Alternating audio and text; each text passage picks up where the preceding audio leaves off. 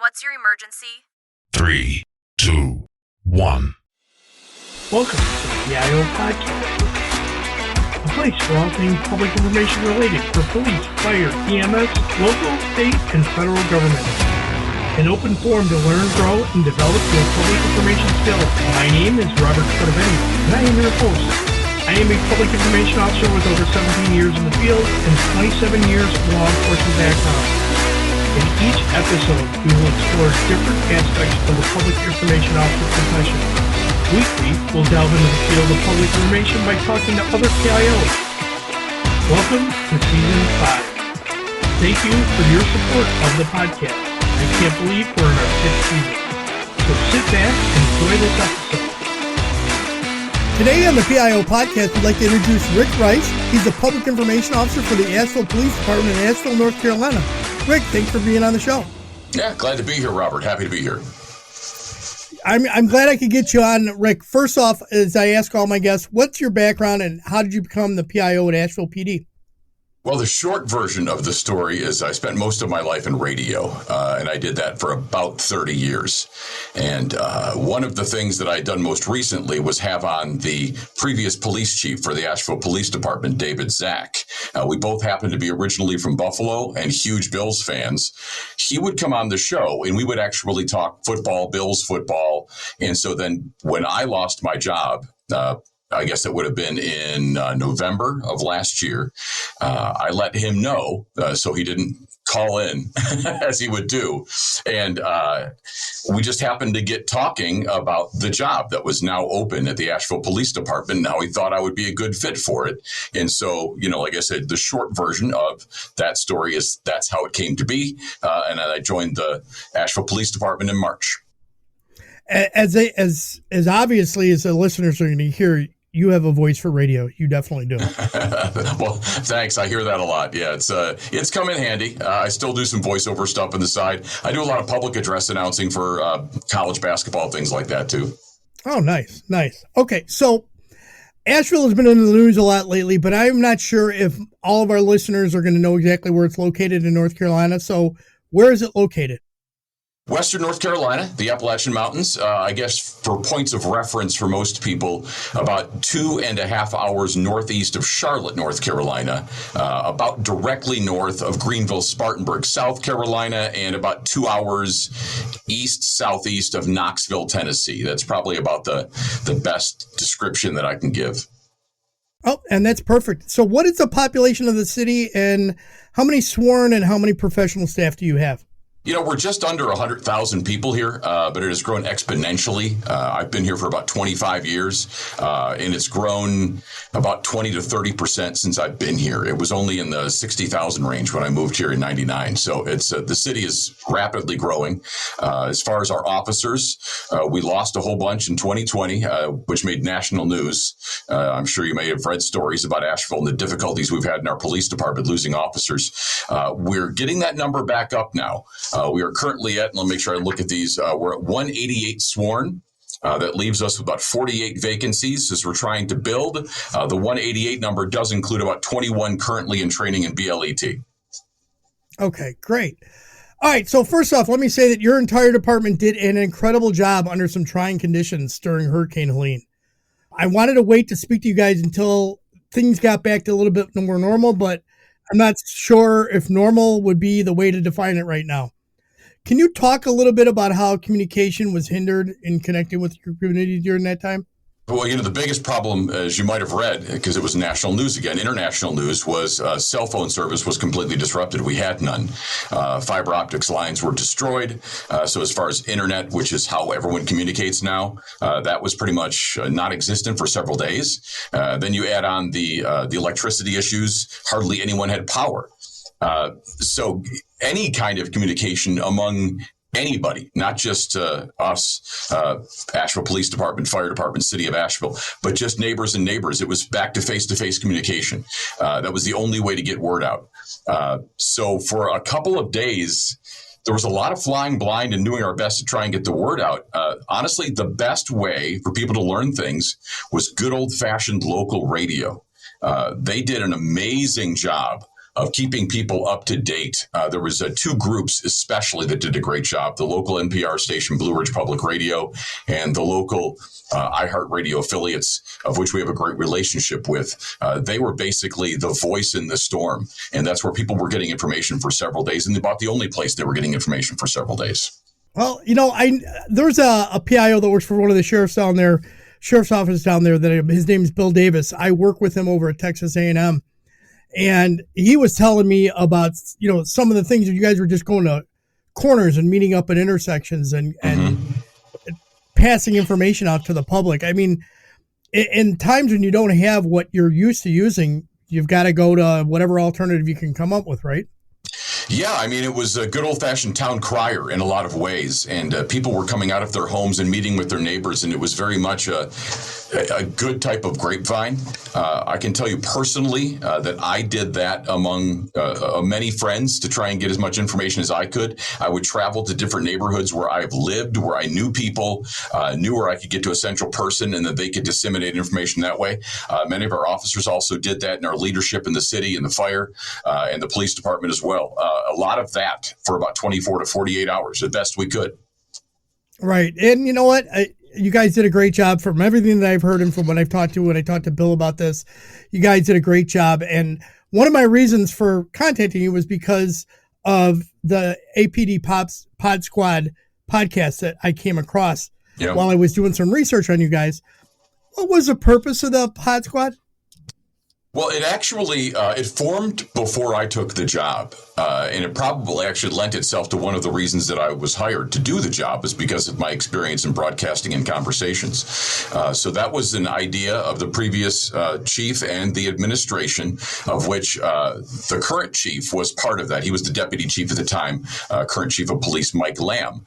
And so the idea was, in a city that has a difficult time with some of our citizenry in respecting and appreciating the police, this was another way to humanize the officers and to speak directly to our constituents, our community, our citizens. So that was the original idea behind it. So let's talk about some of maybe the internal challenges, if you know of them. What kind of challenges did you guys face when you were beginning to launch it? From my understanding, from what I witnessed in previous to my joining the Asheville Police Department, there were none. Everybody was enthusiastic about it. I'm not familiar with anybody that didn't like the idea. And so it was one of the first things, as soon as I got up to speed, after I'd been here for a few months and got my feet under me, that we started to explore and then did all the necessary things when you're part of a municipality, the steps that have to be taken to do something. We are the first City of Asheville department to have its own podcast. And so appropriate, I guess, because of my background and my experience, it makes perfect sense. It was an easy transition for me. Matter of fact, I did all the research in buying what you see actually right here. So the microphone and all these things and all this. I'm in the podcasting studio right now. It's the quietest room in our building. So I constructed the soundproofing, the mixing board. I use Adobe Audition software. We got a setup here so we can do everything out of this room in this building whenever we want to. That's awesome. And that, it's the way it should be. I mean, I do my podcast remote. I've done the in-person setups where I've, had across the room, and the noise levels are so hard. Sometimes it's hard to understand. So when you can have a dedicated studio, it's very good to have, because it controls all those little things. Like even just, your the heat sound coming through the vent can be sometimes overpowering for the mic, and especially if you have a good sensitive microphone. Well, we're kind of lucky in the fact that this used to be a closet, so there's no vents, so there's nothing coming in. This literally, so the building that we're in, the municipal building, is shared on certain levels by the Asheville Police Department and Fire Department. So we have a great relationship with the leadership of the Asheville Fire Department. So we're actually in their area, what used to be where they kept a bunch of their equipment and their honor guard uniforms. So there was lockers in here and things of that nature, but they had some other spaces that they could put that. And so they volunteered this room. Kelly Clope with the Asheville Fire Department also has done some of their own podcasting, just getting started from that. So we actually share the same room, and I've actually been getting her up to speed in how to do things and how to work the equipment. So we kind of share this room, but the sound is fantastic. We got a toilet on the other side that flushes once in a while. But beyond that, it's a pretty good sounding room. Excellent. So let me ask you that this is the nerd stuff that a lot of people are not going to care for. But if an agency's going to go ahead and do a podcast, these are the things they're going to want to know. How are you hosting the podcast? Is it going just on the city website, or is it going up to like Spotify or one of the other platforms? Yeah, we use Buzzsprout, which is one of the hosting sites that disseminates it. So through Buzzsprout, it gets launched to wherever people get their podcasts. So you can load it up on Spotify, on iHeart, on Apple. It's basically available through all of that. Now, that's something I did have to learn. I had never done a podcast launching from the very beginning. So I did have to do some research on how the best way was to do that. We're working right now with the city to launch a YouTube channel. We don't have one. The city has one. The Asheville Police Department doesn't have one. So that'll be another way that we can get it out there for people that aren't used to the whole podcasting thing. Right. And you're doing strictly audio right now? Just audio for the time being. At some point, we hope to include a video element, but we thought to get it started as soon as we could, to get just the audio version up and running. And we've gotten a lot of great feedback. People that listen while they're, driving to and from work, they just listen to it in the car. There's a lot of great ways that just pure audio can be used there, that video isn't necessary. People can be on their, they're on the elliptical in the gym or something of that nature, and they've just got it in their earbuds. And it's a great way to reach people that way. The commute to and from work is the best place. And that's, I notice, when you see the timed and the statistics coming through, when people listen to my podcast, that's always the morning and evening when the most downloads are. Yeah. So what kind of topics have you guys, or let me ask you this, how many episodes and what kind of topics have you had? We've had 9 episodes total. Now, 5 of those, or 4 of those, have been what I consider to be regular episodes. And then we had 5 that were focused purely on Helene in the immediate aftermath of that. The original idea was to have multiple segments. And then, of course, I have editing software, so I edit those together. So the segments were going to be, one's called Getting to Know, in which we get to know an officer. We ask him some questions. We really just in a conversational style. We have several rotating topics. One's called Ask the Chief, in which people can submit questions for Chief Lamb. They can either leave a voicemail, of which we can download and play back that MP3, or they can just send us an email and that we'll read that information. Then Chief will answer those. We'll always involve community engagement. We have a large community engagement division, very active, and always what they're doing with the community. And then probably another hot topic, whatever the hot topic happens to be. So, for example, Booze It and Lose It is going to be something we discuss on the next one with the holidays upon us. So something along those lines of whatever's topical. And it usually ends up being somewhere between 30 and 45 minutes total. And then, of course, we had the Helene episodes in which we switched things completely, deciding to have one long-form conversation with one individual that was instrumental in the recovery and relief efforts. Let's take a quick break. Welcome to the Growth Hack Podcast, where we ditch the fluff and get straight into the real strategies that fuel business growth. This show is all about smart, scalable, and slightly rebellious ways to build a thriving brand. Come join us. Now, so for those the long form ones that you did for specifically Hurricane Helene, who besides you was the voice that was in there? So we spoke with Captain Joe Silberman, who was in charge of our CIDs and also, in that instance, search and rescue. So they were over all search and rescue.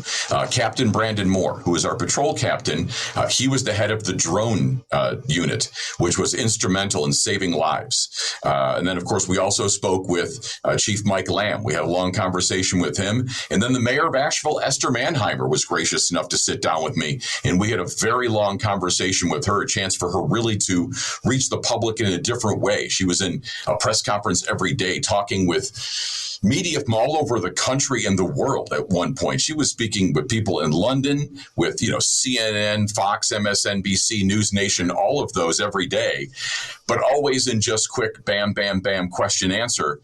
This was a chance for us to speak with her and everything she experienced and get a chance for her to share a little bit of that. And so that was a great conversation that's posted now as well. Did So did you have questions that came in from their listeners prior to the mayor being on that you could ask her, or were these just strictly you had prepared stuff and you just had you and the mayor talk? I've known her for a little while casually, and in my career in radio, one of the things that I thought that I did well was interview. I've interviewed hundreds and hundreds of people in my life. I start with a basic sketch of just a few things, and I just let the conversation go from there. And so there's a few things that I wanted to cover, but beyond that, it was just a conversation. I don't like it to seem like it's a question and answer. And especially when you're talking about that format, like with the mayor, with the chief, with these people, I wanted it to be something that was it was listenable. It was that somebody could just listen, be a fly in the wall, and hear two people talking about their experiences. And that's what it really ended up being. I think if you listen back to it, you'll find that it's very conversational and very listenable. And now, a word from our sponsors. Increase your social media reach and streamline your workflow with Social News Desk, the social media management software trusted by government agencies across the country. Publish effortlessly and securely across multiple social networks, including Nextdoor. Stay connected with social listening, engagement, and reporting tools all in one place. And here's an exclusive offer just for PIO podcast listeners. Get 3 months free when you sign up. Head over to socialnewsdesk.com/PIO to get started today. And now, back to our episode. All right, so I wanted to hear about the interviews with Chief Lamb and his answers to community questions. What was the feedback from the community after he did an episode? And then you said you had a couple with him. What was the overall feedback within the department and with the community?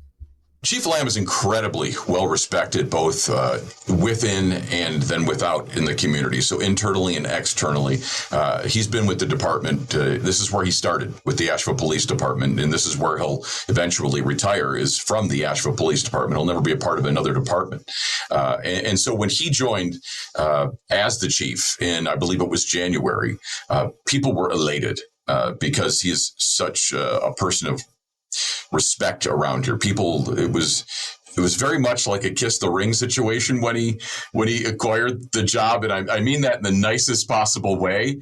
But I happen to be in the area, of course, where his office is located, and the amount of people that were coming through to just thank him and congratulate him, it was constant. It was every day. It was current officers, former officers, citizens. So the fact that he was going to be a part of this was a natural. He's also a great conversationalist with a good sense of humor. So he's a real easy person to talk to. We've had people leave messages, and we played back those as far as him answering questions. A lot of them very serious, some of them not so much. We had a recent question about somebody saying, "Did you ever realize you looked like Daniel LaRusso from the Karate Kid, just a little bit, Ralph Macchio?" And so we're like, Chief, I never really saw it, but now I do.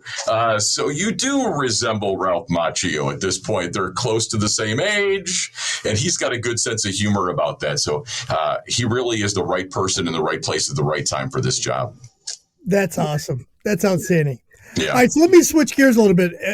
There was so much misinformation that was floating around in regards to what was going on in Asheville back after the storm and everything. How did you guys manage that misinformation? It was difficult. When they opened the EOC, when they activated the Emergency Operations Center, it was actually 2 days before Helene arrived. What a lot of people don't quite realize, because all the focus has been on the one storm, was for 2 days, we were just pounded with rain from a subtropical system that moved in off the coast, totally separate to Helene, but it hit us with between 8 and 12 inches of rain, which was already historical. So basically a foot of rain landed on us before the storm arrived. So if you can imagine that. So we activated the EOC on Wednesday. Helene arrived on Friday. So we were ready for anything storm related, or so we thought, when it came to that. But how it occurred and what occurred, I don't think anybody could have ever been prepared for. We have a very unique situation here in the mountains. People think of flooding, and what they see on the coast with hurricanes differs from what you see in the mountains with rivers. We had the mountains just shoving water into these valleys and basically eliminating cities. It was devastating. The flow of water was measured in comparison to the Niagara River. And for anyone that has ever been up to Niagara Falls and seen that cascading, I grew up there. That was the water that was rushing through places like Swannanoa and Bat Cave. And so when you see the devastation and people wonder how, why, it's because of the force of the water, not just the water. So as you could imagine, the devastation was on a level that nobody could ever have possibly thought could happen. And in the aftermath of that, some people, because it was so devastating, maybe they weren't trying to be harmful with passing along information, sharing information, but it was bad information. And in other cases, I think some people were just trying to get clicks through TikTok and all these different things with these amazing headlines, thousands of people missing, no one's telling you why, all of which was not true and made our jobs harder. So when they activated the EOC and things were assigned, we're very fortunate that we have an incredibly experienced public information officers as both part of the Asheville Police Department and the Fire Department. And I'm not referring to myself. My boss, Samantha Booth, has been doing this for a long, long time. And she is now our communications director. However, she was part of the EOC as one of the rotating PIOs. Kelly Clope with the Asheville Fire Department, she's about to retire, so you can tell how long she's been doing the job. She was also one of the rotating PIOs. So we had several PIOs, very experienced, that did as good of a job as they could possibly do running the Joint Information Center as part of the EOC. I stayed back at the police department focusing on solely police matters. So that gave Samantha a chance to handle the city and everything else. And so we had basically responsibilities were divided. So I didn't have a whole lot of the misinformation on my side of the aisle. What we did from our side, and I also took part in our social media, was to try and get the facts out there as often as we could. And the city did that as well. People are going to believe what they're going to believe, but if you just keep presenting facts as often as possible, hopefully that overwhelms as opposed to the incorrect information. So there was 2 press conferences per day for the longest time. There was daily appearances on local radio. There was daily emails of everything you could possibly want to know. There was a city website created. So the information was out there, and it was just our job to get it out as fast and as accurately as we could to try and combat what was inaccurate. That is one of those things that putting information out and being frequent and being often, getting it out there continuously is the only way to really combat it. Because if an agency stops talking, that's when everything starts to fall apart, because the void's going to be filled by the public. Mm-hmm. And in many cases, like I said, I think some people with nefarious, ideas, they have a purpose behind it. Be it you're a politician or you're something else. Maybe you have a reason for spreading, partial truths, maybe not complete untruths, but whatever it is, maybe you've got something behind why you're getting that information out, and that's almost impossible to combat. And people are going to believe what they're going to believe. The chemtrail folks, tinfoil hat people. You're just not going to convince them of the truth as hard as you can try. And we're still experiencing it here. There are still people spreading disinformation on TikTok and otherwise that are convinced that people are just not telling the truth. Rick, what numbers wise, how many missing still, if there are any, and maybe how many dead? Do you know the numbers? Well, I can only speak to the city of Asheville because there's different lists that are being, I completely understand. Maintained. The city of Asheville is down to 1 missing but presumed dead. So we've been, of course, that's been a big part of the efforts has been to find everyone that we possibly could find, for better or for worse. So that list has gone down, but of course other agencies maintain other lists. So I'm sure there are more than that in all of Western North Carolina, as Asheville, of course, wasn't the only place that suffered devastation. So hindsight's 2020. So I'm asking this question just to see if there's anything you would change. Are there any changes you would have implemented to improve on a strategy that you guys had? I mean, personally, from where I was sitting, handling just the Asheville Police Department responsibilities, I'm not sure there was much more that we could have done in the way that it was being managed. We had, of course, the EOC, which was operating the Joint Information Center. So much of the information, almost all of the information, was coming from the JIC. So I didn't have much input or sway into that by design. So I was just managing the affairs of the Asheville Police Department. I guess there's only one thing that I guess we all might have done was just even more information, which is never a bad thing. But, you want to make sure that information is accurate as well. Just getting out information for the sake of it isn't going to be effective if it's not also accurate. So I think, as we look back at all of this, there's probably always something you can do better. Right. Oh, absolutely. But whether it could be improved or not, that's always up for debate, obviously. Mm-hmm. Yeah. Rick, lastly, something I ask all my guests is, have you guys instituted the use of AI in any of your public information activities or strategies? And if so, could you explain them? Not a lot of it. However, we do have a really good photographer, videographer with some serious credentials that came here from major markets and just wanted to live in Asheville. His name is Will, and he has incorporated some of it into our graphics that we use on social media. If you go to the Asheville Police Department Facebook page, you'll see some AI-created things. He did a great April Fool's joke last year involving a guy with a jetpack that a lot of people thought was real. And so we try and make it obvious, but some people, didn't quite get that one. They thought we really had a jetpack guy, flying around town, which was kind of funny. But he's used some AI in some ways, just with maybe holidays or things of that nature. So that would be the use of AI for the most part.